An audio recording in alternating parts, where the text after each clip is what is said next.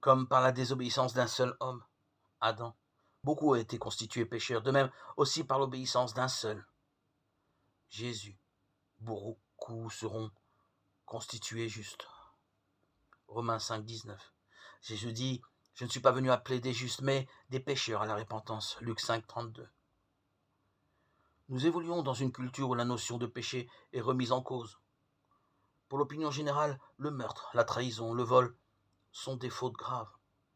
Si on les compare au fait de mentir, tromper, convoiter. Mais le péché, c'est plus que des mauvaises actions, et même que des paroles méchantes ou de mauvaises pensées.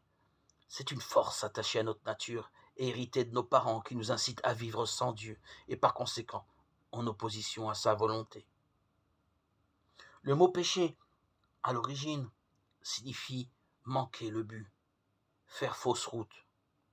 Le but, c'est le modèle idéal de perfection reconnu par Dieu et accompli par Jésus, le Fils de Dieu, homme parfait. Comparé à lui, il est clair que tout homme a raté l'objectif que Dieu avait donné à sa créature. Nous sommes tous donc pécheurs. Romains 3, 23. Même ceux qui n'ont pas volé ni commis de crime doivent bien reconnaître qu'il leur est arrivé de mentir ou d'avoir de mauvaises pensées. Nous qualifions parfois cela de faute légère, de peccadille. Mais le péché, quelle que soit sa gravité, nous éloigne de Dieu.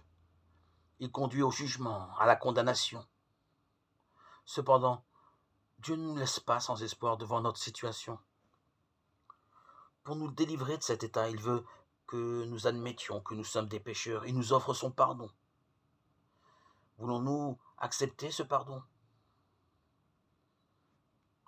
Par Jésus-Christ, vous est annoncé le pardon des péchés. Quiconque croit est justifié par lui. Acte 13, 38-39.